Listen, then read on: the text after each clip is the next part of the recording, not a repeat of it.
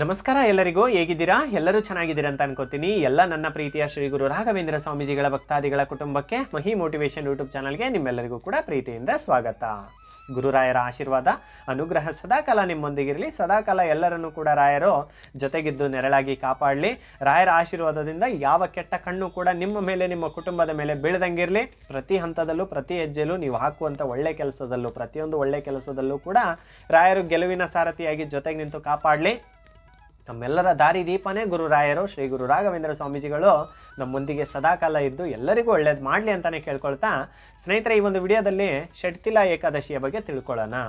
ಅಂದರೆ ಇದೇ ತಿಂಗಳು 25ನೇ ತಾರೀಕು ಇರುವಂಥದ್ದು ಜನವರಿ 25, 2025ರಲ್ಲಿ ಬಂದಿರತಕ್ಕಂತಹ ಷಟ್ತಿಲ ಏಕಾದಶಿಯ ಒಂದು ಸಂಪೂರ್ಣವಾದಂಥ ಮಾಹಿತಿ ಮತ್ತು ವಿಶೇಷತೆ ಏನನ್ನೋದ್ರ ಬಗ್ಗೆ ತಿಳ್ಕೊಳ್ಳೋಣ. ಅಂದರೆ ಈ ಷಟ್ತಿಲ ಏಕಾದಶಿಯು ಪಂಚಾಂಗದ ಪ್ರಕಾರ ಪುಷ್ಯ ಮಾಸದ ಕೃಷ್ಣ ಪಕ್ಷದ ಏಕಾದಶಿಯನ್ನು ಷಟ್ತಿಲ ಏಕಾದಶಿ ಅಂತ ಹೇಳಲಾಗುತ್ತೆ. ಈ ದಿನ ಯಾರು ವಿಶೇಷವಾಗಿ ಅಂದರೆ ಮಹಾವಿಷ್ಣು ದೇವರನ್ನು ಪೂಜಿಸ್ತಾರೋ ಅವರಿಗೆ ಮಹಾವಿಷ್ಣು ದೇವರ ಸಂಪೂರ್ಣವಾದಂಥ ಅನುಗ್ರಹ ಆಗುತ್ತೆ ಅನ್ನುವಂಥದ್ದು ಕೂಡ ಇದೆ.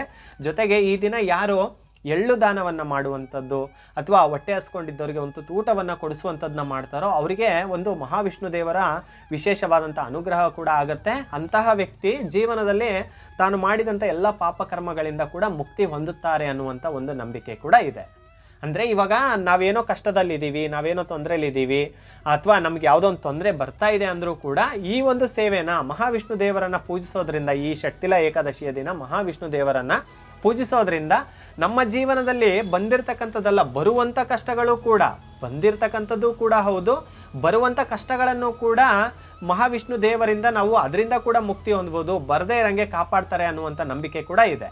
ಯಾವ ವ್ಯಕ್ತಿ ಈ ಒಂದು ಸೇವೆನ ಮಾಡ್ತಾರಲ್ಲ ಮಹಾವಿಷ್ಣು ದೇವರ ಸೇವೆನ ಈ ದಿನ ಅವರು ತಮ್ಮ ಜೀವನದಲ್ಲಿ ಎಲ್ಲ ರೀತಿಯ ಪಾಪಕರ್ಮಗಳಿಂದ ಮುಕ್ತಿ ಹೊಂದಿ ಅವರ ಬಾಳಲ್ಲೂ ಕೂಡ ಎಲ್ಲ ಕಷ್ಟಗಳಿಂದ ಮುಕ್ತಿ ಹೊಂದಿ ಸುಖ ಶಾಂತಿ ನೆಮ್ಮದಿನ ನೋಡ್ತಾರೆ ಅನ್ನುವಂಥ ನಂಬಿಕೆ ಕೂಡ ಇದೆ. ಜೊತೆಗೆ ಈ ಒಂದು ಷಟ್ತಿಲ ಏಕಾದಶಿಯ ಒಂದು ರಥಕಥೆ ಈ ರೀತಿ ಇದೆ. ಅಂದರೆ ದಂತಕಥೆಗಳ ಮತ್ತು ಹಿಂದೂ ಧರ್ಮ ಗ್ರಂಥಗಳ ಪ್ರಕಾರ ಒಂದು ಊರಲ್ಲಿ ಒಂದು ಮಹಿಳೆ ಇರ್ತಾಳಂತೆ, ಶ್ರೀಮಂತ ಮಹಿಳೆ. ಆ ಮಹಿಳೆ ಎಲ್ಲರಿಗೂ ಕೂಡ ಬಟ್ಟೆ ದಾನವನ್ನು ಮಾಡುವಂಥದ್ದು, ಹಣ ಸಹಾಯವನ್ನು ಮಾಡುವಂಥದ್ದು ಎಲ್ಲವೂ ಕೂಡ ಮಾಡ್ತಾ ಇರ್ತಾಳಂತೆ. ಆದರೆ ಆ ಮಹಿಳೆ ಯಾವತ್ತೂ ಕೂಡ ಒಬ್ರಿಗೂ ಒಂದು ಊಟವನ್ನು ಕೊಡಿಸ್ತಾ ಇರಲ್ವಂತೆ. ಊಟವನ್ನು ಬಿಟ್ಟು ಬೇರೆ ಏನು ಬೇಕಾದರೂ ಕೊಡ್ತಾ ಇರ್ತಾಳಂತೆ, ಊಟ ಮಾತ್ರ ಕೊಡ್ತಾ ಇರಲ್ಲ. ಆ ಮಹಿಳೆ ಮನೆಗೆ ಒಂದು ದಿನ ವಿಷ್ಣು ದೇವರು ಏನು ಮಾಡ್ತಾರೆ ಅಂದರೆ ಭಿಕ್ಷಕನ ರೂಪದಲ್ಲಿ ಆ ಮಹಿಳೆ ಮನೆ ಬಾಗಿಲಿಗೆ ಬರ್ತಾರಂತೆ. ಮನೆ ಬಾಗಿಲಿಗೆ ಬಂದಾಗ ಆ ಮಹಿಳೆ ಮೊದಲೇ ಯಾರಿಗೂ ಕೂಡ ಅನ್ನದಾನವನ್ನು ಮಾಡಿರಲ್ಲ. ಆ ಮಹಿಳೆ ವಿಷ್ಣು ದೇವರನ್ನು ನೋಡಿ ಕೋಪದಿಂದ ಬಂದು ಭಿಕ್ಷುಕ ಬಂದ್ಬಿಟ್ಟ ಅಂತ ಒಂದು ಸ್ವಲ್ಪ ಮಣ್ಣನ್ನು ತಗೊಂಡು ಅವ್ರ ತಟ್ಟೆಗೆ ಹಾಕ್ಬಿಡ್ತಾಳಂತೆ. ತಟ್ಟೆಗೆ ಹಾಕಿದಾಗ ವಿಷ್ಣು ದೇವರು ಧನ್ಯವಾದಗಳು ಮಾ ಅಂತ ಹೋಗ್ಬಿಡ್ತಾರೆ. ಅವರು ವಿಷ್ಣು ದೇವರು ನಗ್ನಗ್ತಾನೆ ಹೋಗ್ಬಿಡ್ತಾರಂತೆ, ಏನೂ ಹೇಳಲ್ಲ. ಆ ಮಹಿಳೆ ಅನ್ನ ಕೇಳೋಕೆ ಬಂದಿದ್ದಾರೆ ಹಂಗೆ ಅಂದ್ಕೊಂಡೋಗಿ ಮನೇಲೆಲ್ಲ ತಾನು ಪಾತ್ರೆ ತೆಗೆದು ಅನ್ನವನ್ನು ನೋಡಬೇಕಾದ್ರೆ ಮನೇಲಿರುವಂಥ ಆಹಾರ ಏನಿರುತ್ತಲ್ಲ ಅವ್ರ ಮನೇಲಿ ಅದೆಲ್ಲವೂ ಕೂಡ ಮಣ್ಣಾಗ್ಬಿಟ್ಟಿರುತ್ತಂತೆ.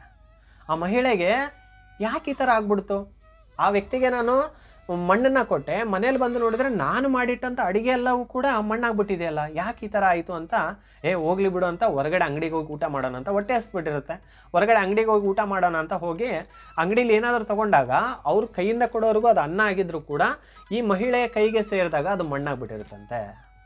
ಮಣ್ಣಾಗ್ಬಿಟ್ಟಾಗ ಆ ಮಹಿಳೆಗೆ ತೀವ್ರ ಹಸಿವು, ಆರೋಗ್ಯದಲ್ಲಿ ಏರುಪೇರು ತುಂಬಾ ಉಂಟಾಗಿ ಆ ಮಹಿಳೆಗೆ ಏನು ಮಾಡಬೇಕಂತ ಗೊತ್ತಾಗ್ದಂಗೆ ಕಣ್ಣೀರು ಹಾಕ್ಕೊಂಡು ಮಹಾವಿಷ್ಣು ದೇವರ ಹತ್ರ ಪ್ರಾರ್ಥನೆಯನ್ನು ಮಾಡ್ತಾಳಂತೆ. ಯಾಕೆ ಈ ಥರ ಆಗ್ತಾ ಇದೆ, ಈಗ ನಮ್ಮ ಮನೆಗೆ ಯಾರೊಬ್ರು ಭಿಕ್ಷಕ ಬಂದಿದ್ರು, ಅವ್ರಿಗೆ ಮಣ್ಣು ಕೊಟ್ಟಾಗಿಂದ ನನ್ನ ಮನೇಲಿ ಈ ಥರ ಎಲ್ಲ ನಡೀತಾ ಇದೆ, ಯಾಕೆ ಈ ಥರ ಆಗ್ತಾ ಇದೆ ಅಂತ ಹಂಗೆ ವಿಷ್ಣು ದೇವರನ್ನ ಮನಸ್ಸಲ್ಲಿ ನೆನೆಸ್ಕೊಂಡು ಹಂಗೆ ಕಣ್ಣೀರು ಹಾಕ್ಕೊಂಡು ಮಲ್ಕೊಂಡ್ಬಿಡ್ತಾಳಂತೆ.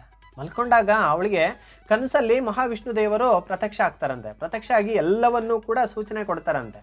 ನಾನೇ ಬಂದಿದ್ದೆ, ಭಿಕ್ಷಕನ ರೂಪದಲ್ಲಿ ನಾನು ನಿನ್ನ ಹತ್ರ ಬಂದಿದ್ದೆ, ನೀನು ಆಹಾರ ಕೊಡೋ ಜಾಗದಲ್ಲಿ ಮಣ್ಣನ್ನು ಕೊಟ್ಬಿಟ್ಟೆ ನನಗೆ, ಅದರಿಂದ ಈ ಥರ ಆಗ್ತಾ ಇದೆ. ಆದರೆ ಇದರಿಂದ ನೀನು ಮುಕ್ತಿ ಹೊಂದಬೇಕಂತ ಅಂದರೆ ಷಟ್ತಿಲ ಏಕಾದಶಿನ ಮಾಡೋದ್ರ ಬಗ್ಗೆ ಮಹಾವಿಷ್ಣು ದೇವರು ಆ ಮಹಿಳೆಗೆ ಸೂಚನೆನ ಕೊಡ್ತಾರಂತೆ. ಅದರಿಂದ ಆ ಮಹಿಳೆ ತನ್ನ ಜೀವನದಲ್ಲಿ ಅಂದರೆ ಮಣ್ಣಾಗ್ತಾ ಇರುತ್ತೆ, ಆಹಾರ ಮುಟ್ಟಿದ್ರೂ ಕೂಡ ಮಣ್ಣಾಗ್ತಾ ಇರುತ್ತಲ್ಲ, ಆ ದಿನದಿಂದ ಷಟ್ತಿಲ ಏಕಾದಶಿಯ ಬಗ್ಗೆ ವಿವರಿಸಿ ವಿಷ್ಣು ದೇವರು ಅವಳಿಗೆ ತಿಳಿಸಿ ಹೇಳಿದಾಗ ಕನಸಲ್ಲಿ ಆ ಮಹಿಳೆ ಆ ಒಂದು ವ್ರತವನ್ನು ಅಂದರೆ ಷಟ್ತಿಲ ಏಕಾದಶಿಯ ವ್ರತವನ್ನು ಶುರು ಮಾಡ್ತಾಳಂತೆ. ಅವತ್ತಿನ ದಿನ ತಾನು ದಾನ ಧರ್ಮಗಳನ್ನ ಹಸ್ತೂರಿಗೆ ಒಂದು ಊಟವನ್ನು ಕೊಡುವಂಥದ್ದನ್ನು ಮಾಡುವಾಗ ಆ ಮಹಿಳೆ ತನ್ನ ಜೀವನದಲ್ಲಿ ಇರುವಂಥ ಎಲ್ಲ ಪಾಪಕರ್ಮಗಳಿಂದ ಮುಕ್ತಿ ಹೊಂದಿ ಮೊದಲೆಂಗಿದ್ಲು ಹಂಗೆ ಆಗ್ತಾಳಂತೆ. ಅದಕ್ಕಾಗಿ ನಾವೆಲ್ಲರೂ ಕೂಡ ಅವತ್ತಿನ ದಿನ ಯಾರ ಹೊಟ್ಟೆ ಹಸ್ಕೊಂಡಿದ್ದವ್ರಿಗಂತೂ ಊಟವನ್ನು ಕೊಡಿಸೋಣ, ಮಹಾವಿಷ್ಣು ದೇವರ ಒಂದು ಜ್ಞಾನವನ್ನು ಮಾಡೋಣ. ಮಹಾವಿಷ್ಣು ದೇವರಿಗೆ ಹಳದಿ ಹೂವು ಅಂದರೆ ತುಂಬಾ ಇಷ್ಟ, ಹಳದಿ ಬಣ್ಣ ಅಂದರೆ ತುಂಬಾ ಇಷ್ಟ. ಹಳದಿ ಹೂವನ್ನು ಕೊಟ್ಟು ಪೂಜೆ ಸೇವೆಯನ್ನು ಮಾಡೋಣ, ನಮ್ಮ ಕಷ್ಟಗಳನ್ನ ಹೇಳ್ಕೊಳ್ಳೋಣ. ನಮ್ಮ ಕೈಲಾದಷ್ಟು ಒಂದು ಊಟವನ್ನು ಕೊಡಿಸುವಂಥ ಸಹಾಯವನ್ನು ಮಾಡೋದ್ರಿಂದ ಖಂಡಿತ ನಮ್ಮ ಬಾಳಲ್ಲೂ ಕೂಡ ಗುರುಗಳ ಆಶೀರ್ವಾದದಿಂದ ಆಗಿರ್ಬೋದು, ಮಹಾವಿಷ್ಣು ದೇವರ ಆಶೀರ್ವಾದದಿಂದ ಆಗಿರ್ಬೋದು, ಮುಕ್ಕೋಟಿ ದೇವಾನುದೇವತೆಗಳ ಆಶೀರ್ವಾದದಿಂದ ಆಗಿರ್ಬೋದು, ನಮ್ಮ ಬಾಳಲ್ಲೂ ಕೂಡ ಸುಖ ಶಾಂತಿ ನೆಮ್ಮದಿ ಅನ್ನೋದು ಕೊಟ್ಟೇ ಕೊಡ್ತಾರೆ. ಕೆಲವೊಂದು ಸಲ ಏನಾಗುತ್ತೆ ಗೊತ್ತಾ ಸ್ನೇಹಿತರೆ, ಕಷ್ಟಗಳಿಂದ ಮುಕ್ತಿ ಹೊಂದೋದು ನಮಗೆ ಗೊತ್ತಿರಲ್ಲ. ನನ್ನ ಅನುಭವ ಇದು.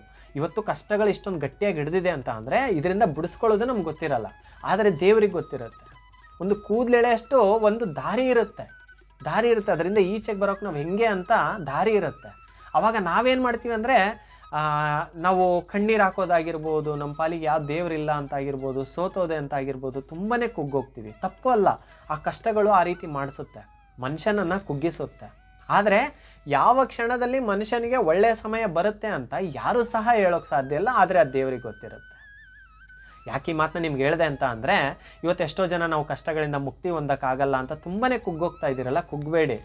ನಾನು ಹೇಳೋದಿಷ್ಟೇ, ನೀವು ಹುಟ್ಟಿದಾಗಿಂದ ಇಲ್ಲಿವರೆಗೂ ಕೂಡ ಯಾವುದೇ ರೀತಿಯ ಸುಖ ಶಾಂತಿ ನೆಮ್ಮದಿನ ನಾನು ಕಂಡಿಲ್ಲ, ನಮ್ಮ ಮನೆ ಪರಿಸ್ಥಿತಿ ತುಂಬಾ ಕಷ್ಟಕ್ಕೆ ಈಡಾಗ್ತಾ ಇದೆ, ನಮ್ಮ ಮನೆ ಪರಿಸ್ಥಿತಿ ಸರಿ ಇಲ್ಲ, ಮೊದಲಿನ ಥರ ಇಲ್ಲ ಅಂತ ತುಂಬಾ ಕಣ್ಣೀರಾಗ್ತಾ ಇದ್ದೀರಲ್ಲ, ಎಲ್ಲವೂ ಸರಿ ಹೋಗುತ್ತೆ. ನೀವು ಮಾಡುವಂಥ ಪೂಜೆ ಸೇವೆ ಆಗಿರ್ಬೋದು, ನೀವು ಮಾಡುವಂಥ ಒಂದು ಭಕ್ತಿಯಿಂದ ಮಾಡುವಂಥ ಕೆಲವೊಂದು ಈ ದಾನ ಧರ್ಮಗಳಾಗಿರ್ಬೋದು, ಅದು ಯಾವುದೂ ಕೂಡ ಕೈ ಬಿಡುವಂಥದ್ದಲ್ಲ, ಅದೆಲ್ಲವೂ ಕೂಡ ಈ ಸಮಯದಲ್ಲಿ ಕೈ ಹಿಡಿಯುವಂಥದ್ದು. ಈ ಏಕಾದಶಿಗಳ ದಿನ ನಾವು ಮಾಡುವಂಥದ್ದು, ದಿನ ಅಂತೂ ನಾವು ಯಾರಿಗೂ ಕೂಡ ಊಟ ಕೊಡಿಸುವಂಥ ಶಕ್ತಿ ನಮಗಿರಲ್ವಲ್ಲ, ನಾವು ಏಕಾದಶಿಯ ದಿನ ಉಪವಾಸ ಇದ್ದು ಬೇರೆಯವ್ರಿಗೆ ಹೊಟ್ಟೆ ಹಸ್ಕೊಂಡಿದ್ದವ್ರಿಗೆ ಊಟವನ್ನು ಕೊಡಿಸುವಂಥದ್ದು ಮಾಡೋದ್ರಿಂದ ತುಂಬಾ ಒಳ್ಳೆಯದು. ಅದಕ್ಕಾಗಿ ನಾನು ಕೂಡ ಕೇಳ್ಕೊಳ್ಳೋದು ಇಷ್ಟೇ, ಮಹಾವಿಷ್ಣು ದೇವರ ಒಂದು ಆಶೀರ್ವಾದದಿಂದ, ಅನುಗ್ರಹದಿಂದ ನಿಮ್ಮೆಲ್ಲರ ಬಾಳಲ್ಲಿ ಇರ್ತಕ್ಕಂಥ ಎಲ್ಲ ಕಷ್ಟಗಳು ಕೂಡ ದೂರ ಆಗಿ ನಿಮ್ಮ ಬಾಳಲ್ಲೂ ಕೂಡ ರಾಯರಾಗಿರ್ಬೋದು, ಸ್ವಾಮಿ ಆಗಿರ್ಬೋದು, ಮಹಾವಿಷ್ಣು ದೇವರಾಗಿರ್ಬೋದು ಸುಖ ಶಾಂತಿ ನೆಮ್ಮದಿನ ಕೊಟ್ಟು ಕಾಪಾಡಲಿ. ನಿಮ್ಮೆಲ್ಲರ ಬಾಳು ಕೂಡ ಬಂಗಾರವಾಗಲಿ. ಯಾರೆಲ್ಲ ನಮಗೂ ಒಳ್ಳೇದಾಗ್ತಾ ಇಲ್ಲ ಅಂತ ಕಣ್ಣೀರಾಗ್ತಾ ಇದ್ದಿರಲ್ಲ, ಆದಷ್ಟು ಈ ಒಂದು ಸೇವೆನ ಮಾಡೋಣ. ಮೊನ್ನೆ ವೈಕುಂಠ ಏಕಾದಶಿ ದಿನ ಕೂಡ ನಾವೆಲ್ಲರೂ ಕೂಡ ಮಾಡಿದ್ವಿ, ತುಂಬಾ ನೆಮ್ಮದಿ ಕೊಡ್ತು. ಆ ದಿನ ಅಂತೂ ತುಂಬಾ ಮನಸ್ಸಿಗೆ ನೆಮ್ಮದಿ ಅಂತೂ ಕೊಡ್ತು. ಸಾಧ್ಯವಾದವರು ಈ ಒಂದು ಸೇವೆನ ಮಾಡೋಣ. ನಾನು ನನ್ನ ಕೈಲಾದಷ್ಟು ಸೇವೆನ ಮಾಡ್ತೀನಿ, ನೀವು ಕೂಡ ಮಾಡಿ. ಯಾರೋ ಹೊಟ್ಟೆ ಹಸ್ಕೊಂಡಿದ್ದವರಿಗೆ ಒಂದು ಊಟವನ್ನು ಕೊಡಿಸೋಣ. ಅದು ಆಗಿಲ್ಲ ಅಂದರೆ ಇರುವೆಗಳಿಗೆ ಸಕ್ಕರೆ ಇಡುವಂಥದ್ದಂತೂ ನಾನು ಯಾವಾಗಲೂ ಹೇಳ್ತಾ ಇರ್ತೀನಿ, ಸಕ್ಕರೆ ಕೊಡುವಂಥದ್ದನ್ನ ರೂಢಿ ಮಾಡ್ಕೊಳ್ಳೋಣ. ಖಂಡಿತ ನಿಮಗೂ ನಿಮ್ಮ ಕುಟುಂಬದವ್ರಿಗೂ ಒಳ್ಳೇದಾಗಲಿ ಅಂತ ಕೇಳ್ಕೊತಾ ಇದ್ದೀನಿ. ಎಲ್ಲರಿಗೂ ನಮಸ್ಕಾರ. ಒಳ್ಳೆಯದಾಗುತ್ತೆ, ಒಳ್ಳೆಯದಾಗಲಿ.